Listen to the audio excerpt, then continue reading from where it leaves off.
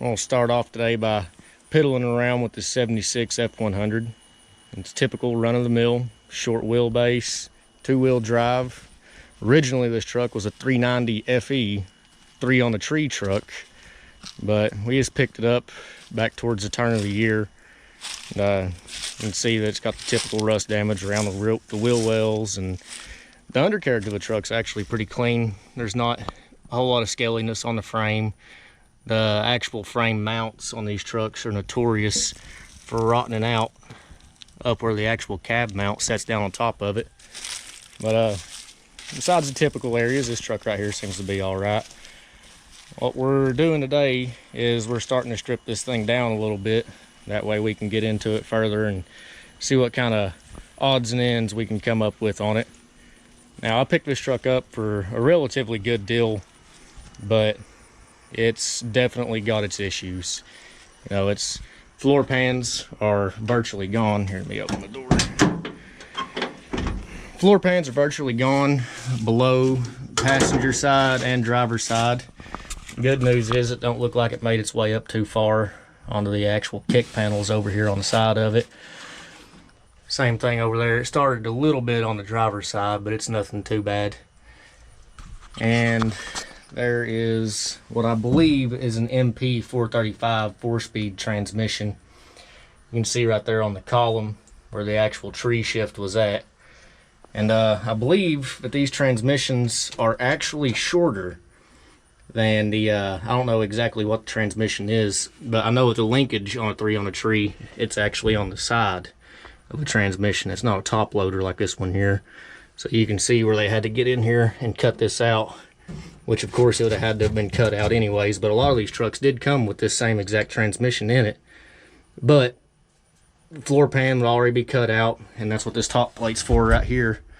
But with this one, you can see where it's upset, where it's set too far forward up against the actual firewall, and you can see where the shifter's actually making contact with the dash.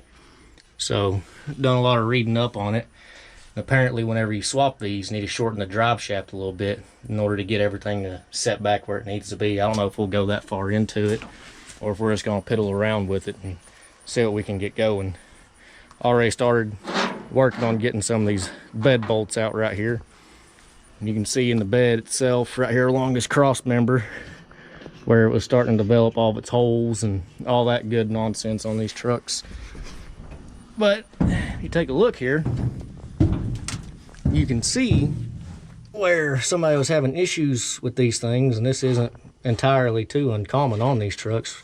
Somebody will take a stick welder and weld this shouldered bolt down to the bed. That way you can get them out without breaking a whole bunch of stuff.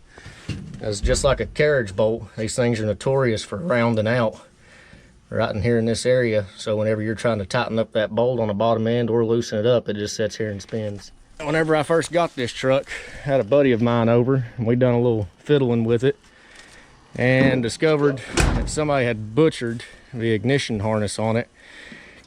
And if you can't tell by all this, so we went and picked up a cheap solenoid just to see if we could get the engine to roll over, and we were told it was a 351. It's obviously a small block of some kind, but we'll pull the intake here before too long and see what's going on with it. See if we can get it to roll over. Now, the truck did run. It didn't have any type of crazy knocks or any abnormal noises to it, but it definitely run rough. This thing sat somewheres for quite some time, and I don't know if we'll have much luck out of it or not, but we'll see what we can do. Now, from where we know that the engine of this truck does run, we're not going to fool with that too much today. What I really want to do is get started on this bed, get the tractor, get ready to lift this bed off. That way we can get to this gas tank and everything like that, and mess with fuel lines, get on with all that business. And here, as you look at the underside, which of course you can see that the bed has some, it's starting to get pretty scaly up underneath there. I've definitely seen worse. This is my third one of these trucks. I still have the other two. I've also got a 77 and a 73 that's sitting over in the backyard right now.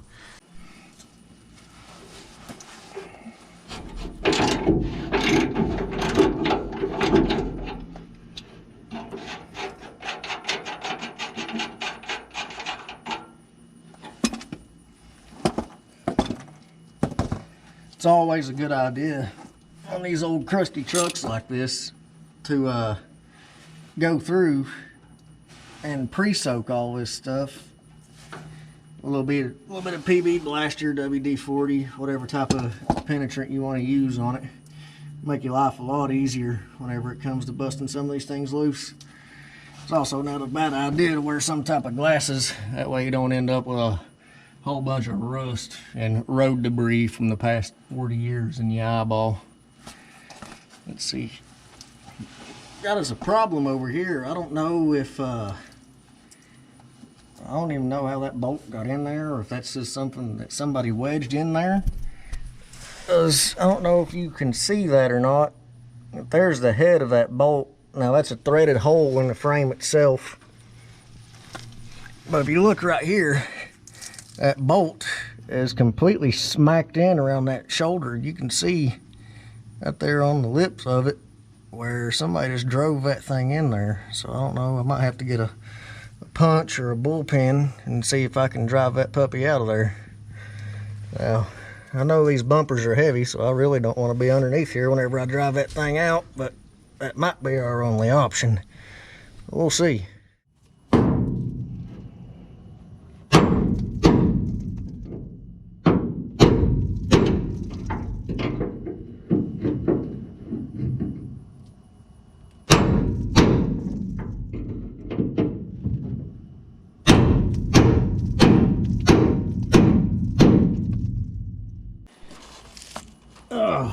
Well, since that ain't working out for us, we've got every other bolt loose.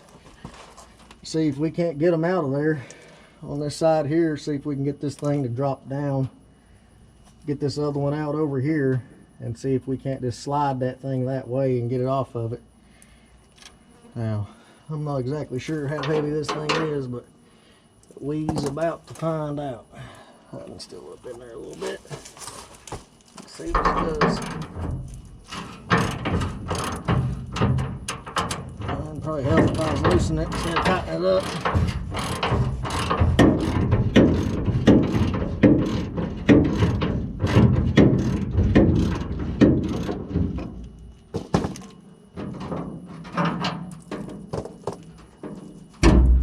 Ooh. Boy, that thing is still solid on there. How in the world? Let me get that up there like that.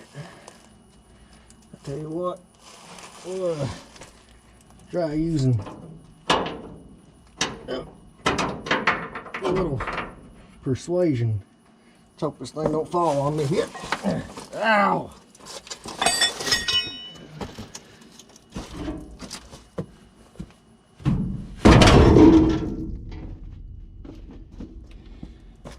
That worked out great. Wow. Yeah, where's that dadgum bolt at now? That it? Oh, it's not. Who cares? This thing's out of the way now.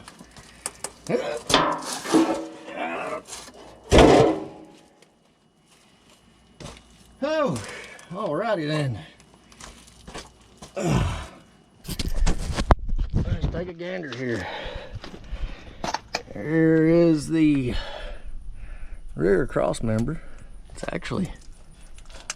actually really clean, really solid. You can see somebody's rattle can special on that thing.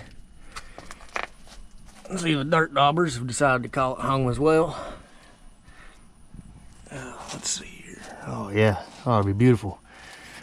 Be able to get those no problem. I don't know exactly how these things have been set on and assembled, but I know that right here below this bolt, you can see it right there.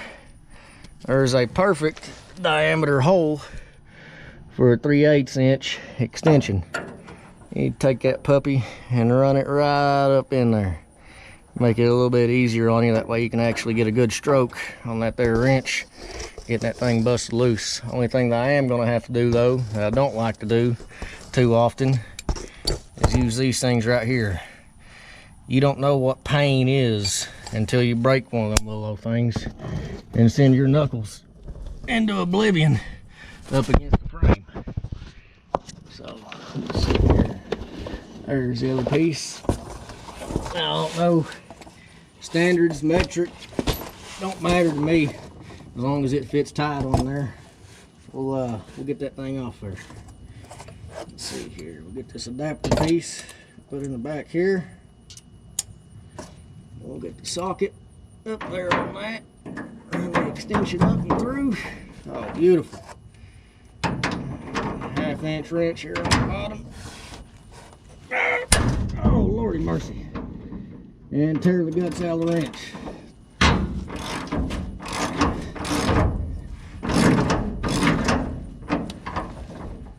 Here, get your socket and your adapter on. Run the wrench up through.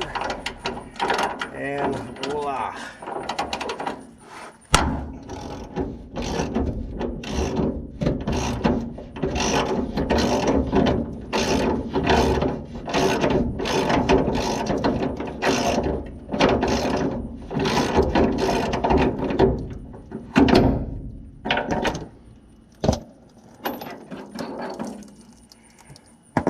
Alright, and that be all the bolts to the bed.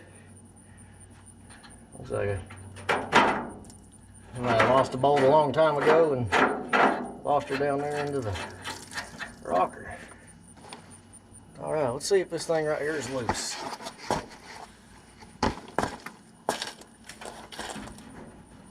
Yeah. Oh, baby.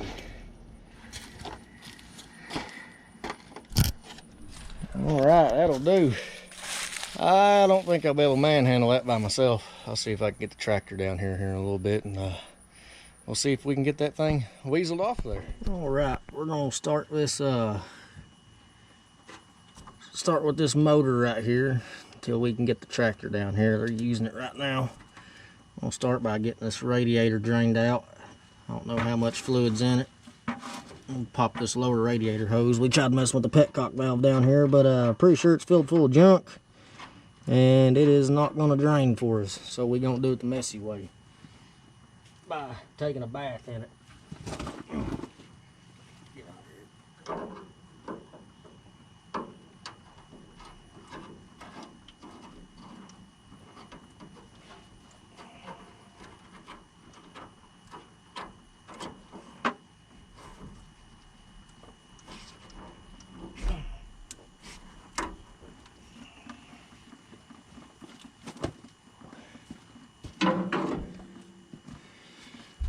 Go. Get a good look at this down here. See what we got it flowing out.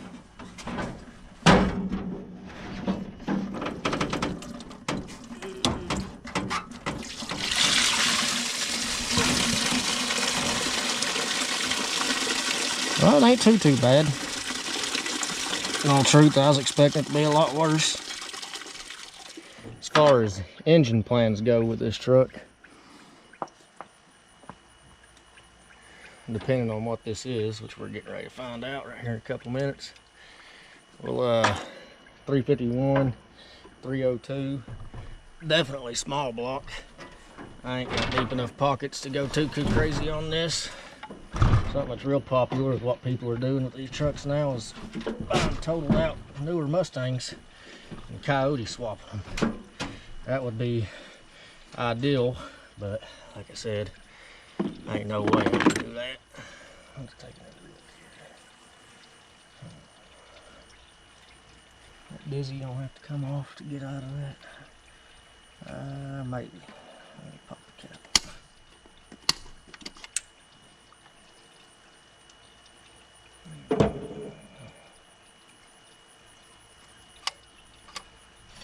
Take a look here. Where's this screw?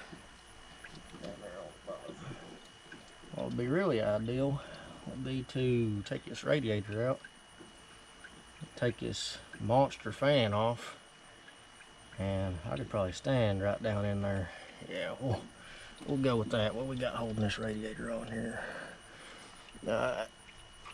Two, look, be about 14 millimeters. Yep.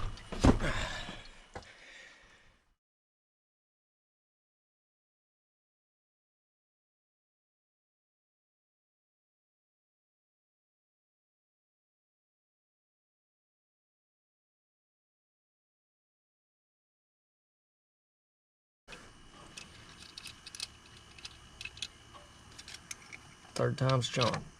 There we go. Ugh. Gross.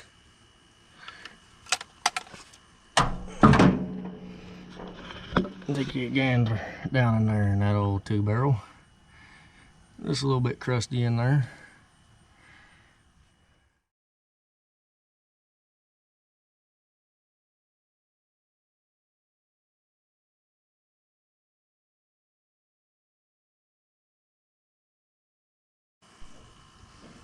All right, here we go. Moment of truth. Let's see what this thing's made of.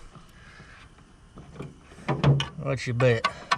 Leave it in the comment below. 302, 351.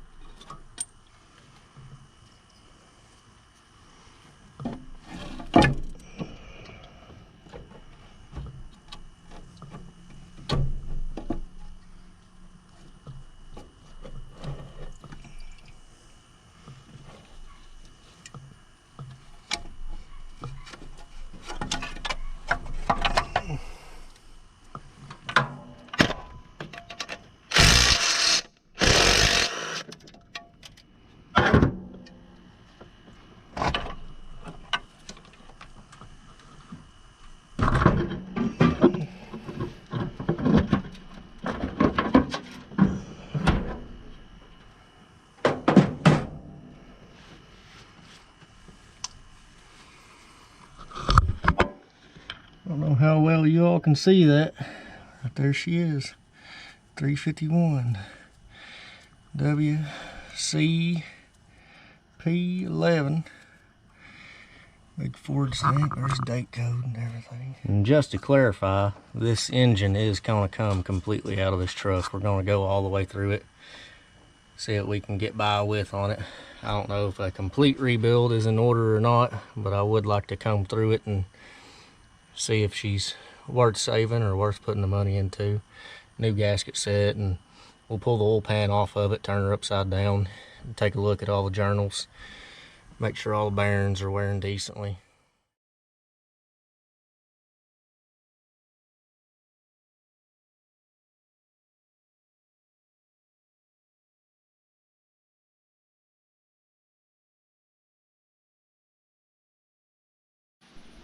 All right, today is a new day.